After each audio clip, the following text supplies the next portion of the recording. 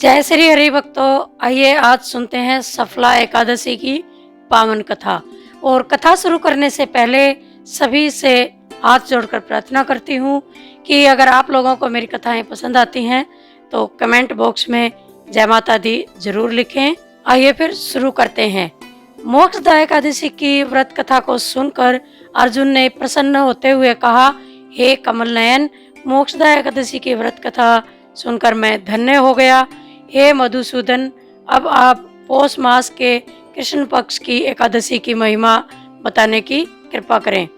उस एकादशी का नाम क्या है, उस दिन किस देवता की पूजा होती है और उसके व्रत का विधान क्या है। मुझ पर कृपा करते हुए यह सब आप मुझे विस्तार पूर्वक बताएं। अर्जुन की जिज्ञासा सुन श्री कृष्ण ने कहा, हे कुंती पुत्र, तुम्हारे प्रेम के कारण मैं तुम्हारे प्रश्नों का विस्तार सहित उत्तर देता हूँ। अब तुम इस एकादशी व्रत का माहात्म्य सुनो। हे पार्थ, इस एकादशी के द्वारा भगवान विष्णु को शीघ्र ही प्रसन्न किया जा सकता है। पौष माह की कृष्ण पक्ष की एकादशी का नाम सफला है। इस एकादशी के आराध्य देव नारायण हैं। इस एकादशी के दिन श्रीमन नारायण जी की विधि के अनुसार श्रद्धा पूर्वक पूजा करनी चाहिए। हे पांडुनंदन, इसे सत्य जानो कि जिस तरह नागों में शेष नाग, पक्षियों में गरुड़, ग्रहों में सूर्य चंद्र, यज्ञों में अश्वमेघ और देवताओं में भगवान विष्णु श्रेष्ठ हैं, उसी प्रकार व्रतों में एकादशी व्रत श्रेष्ठ है। हे अर्जुन, एकादशी का व्रत करने वाले व्यक्ति भगवान श्री हरि को अति प्रिय हैं। इस एकादशी में नींबू, नारियल, नैवेद्य आदि अर्पण करके भगवान नारायण की पूजा करनी चाहिए। मनुष्य को 5 सहस्त्र वर्ष तपस्या करने से जिस पुण्य का फल प्राप्त होता है, वही पुण्य श्रद्धा पूर्वक रात्रि जागरण सहित सफला एकादशी का उपवास करने से मिलता है।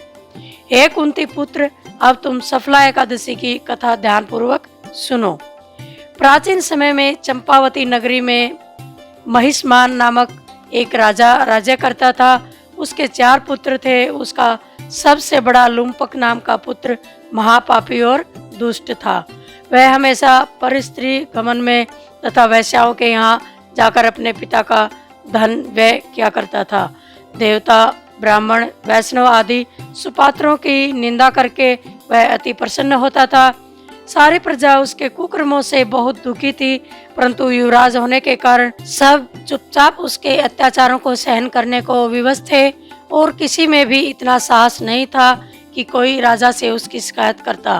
परंतु बुराई अधिक समय तक पर्दे में नहीं रहती। एक दिन राजा महिष्मान को लुम्पक के कुकर्मों का पता चल ही गया। तब राजा अत्यधिक क्रोधित हुआ और उसने लुम्पक को अपने राज्य से निकाल दिया। पिता द्वारा त्यागते ही लुम्पक को और सभी ने भी त्याग दिया। अब वह सोचने लगा, मैं क्या करूं, कहाँ जाऊं। अंत में उसने रात्रि को पिता को के राज्य में चोरी करने की ठानी। वह दिन में राज्य से बाहर रहने लगा और रात्रि को अपने पिता की नगरी में जाकर चोरी तथा अन्य बुरे कर्म करने लगा। रात में वह जाकर नगर के निवासियों को मारता तथा कष्ट देता। वन में वह निर्दोष पशु पक्षियों को मारकर उनका भक्षण किया करता। किसी रात जब वह नगर में चोरी आदि करते पकड़ा भी जाता तो राजा के डर से पहरेदार उसे छोड़ देते थे। कहते हैं कि कभी कभी अनजाने में भी प्राणी ईश्वर की कृपा का पात्र बन ही जाता है। ऐसा ही कुछ लुम्पक के साथ भी हुआ। जिस वन में वह रहता था वह वन भगवान को भी बहुत प्रिय था। उस वन में एक प्राचीन पीपल का वृक्ष था तथा उस वन को सभी लोग देवताओं का क्रीड़ा स्थल मानते थे। वन में उसी पीपल के वृक्ष के नीचे महापापी लुम्पक रहता था। कुछ दिन बाद पौष मास के कृष्ण पक्ष की दशमी के दिन वस्त्रहीन होने के कारण लुम्पक तेज ठंड से मूर्छित हो गया। ठंड के कारण वह रात को सो न सका और उसके हाथ पैर अकड़ गए। वह रात बड़ी कठिनता से बीती, किंतु सूर्य के उदय होने पर भी उसकी मूर्छा नहीं टूटी। वह ज्यों का त्यों पड़ा रहा। सफला एकादशी की दोपहर तक वह पापी मूर्छित ही पड़ा रहा। जब सूर्य के तपने से उसे कुछ गर्मी मिली तब दोपहर में कहीं उसे होश आया और वह अपने स्थान से उठकर किसी प्रकार चलते हुए वन में भोजन की खोज में फिरने लगा। उस दिन वह शिकार करने में असमर्थ था, इसलिए पृथ्वी पर गिरे हुए फलों को लेकर पीपल के वृक्ष के नीचे गया। लेकिन तब तक भगवान सूर्य अस्त हो चुके थे। भूखा होने के बाद भी वह उन फलों को न खा सका, क्योंकि कहाँ तो वह नित्य जीवों को मारकर उनका मांस खाता था और कहाँ फल।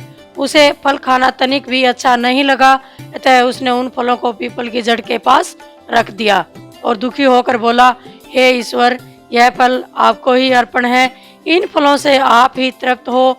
ऐसा कहकर वह रोने लगा और रात को उसे नींद नहीं आई। वह सारी रात रोता रहा। इस प्रकार उस पापी से अनजाने में ही एकादशी का उपवास हो गया।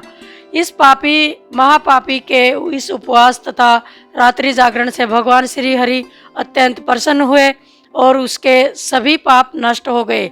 सुबह होते ही एक दिव्य रथ अनेक सुंदर वस्तुओं के साथ सजा हुआ आया और उसके सामने खड़ा हो गया। उसी समय आकाशवाणी हुई, हे युवराज, भगवान नारायण के प्रभाव से तेरे सभी पाप नष्ट हो गए हैं। अब तू अपने पिता के पास जाकर राज्य प्राप्त कर। जब यह आकाशवाणी लुम्पक ने सुनी तो वह अत्यंत प्रसन्न होते हुए बोला, हे प्रभु, आपकी जय हो। ऐसा कहकर उसने सुंदर वस्त्र धारण किए और फिर अपने पिता के पास गया। पिता के पास पहुंचकर उसने सारी कथा पिता को सुनाई। पुत्र के मुख से सारा वृत्तांत सुनने के बाद राजा ने अपना सारा राज्य उसी समय पुत्र को सौंप दिया और स्वयं वन को चला गया। अब लुम्पक शास्त्रों के अनुसार राज्य करने लगा। उसकी स्त्री, पुत्र आदि श्री विष्णु के परम भक्त बन गए। वृद्धावस्था आने पर वह अपने पुत्र को राज्य सौंप कर भगवान का भजन करने लगा। वन में चला गया और अंत में परम पद को प्राप्त हुआ। हे पार्थ, जो मनुष्य श्रद्धा व भक्ति पूर्वक इस सफला एकादशी का उपवास करते हैं, उनके सभी पाप नष्ट हो जाते हैं और अंत में मुक्ति प्राप्त होती है। हे अर्जुन, जो मनुष्य इस सफला एकादशी के महात्म्य को नहीं समझते, उन्हें पूंछ और सींगों से विहीन ही समझना चाहिए। सफला एकादशी के महात्म्य पढ़ने अथवा श्रवण करने से ही प्राणी को राजस्व यज्ञ समान फल प्राप्त होता है। जय श्री हरि भक्तों, आइए जानते हैं कथासार। यह सफला एकादशी की कथा हमें भगवान के अति कृपालु होने का भान कराती है। यदि कोई मनुष्य अज्ञानवश भी प्रभु का स्मरण करे तो उसे पूर्ण फल की प्राप्ति होती है। यदि मनुष्य निश्चल भाव से अपने पापों की क्षमा मांगे, भगवान उसके बड़े से बड़े पापों को भी क्षमा कर देते हैं। लुम्पक जैसा महापापी भी भगवान श्री हरि की कृपा से वैकुंठ का अधिकारी बना। जय श्री हरि, राधे राधे। मिलते हैं अगली किसी कथा में।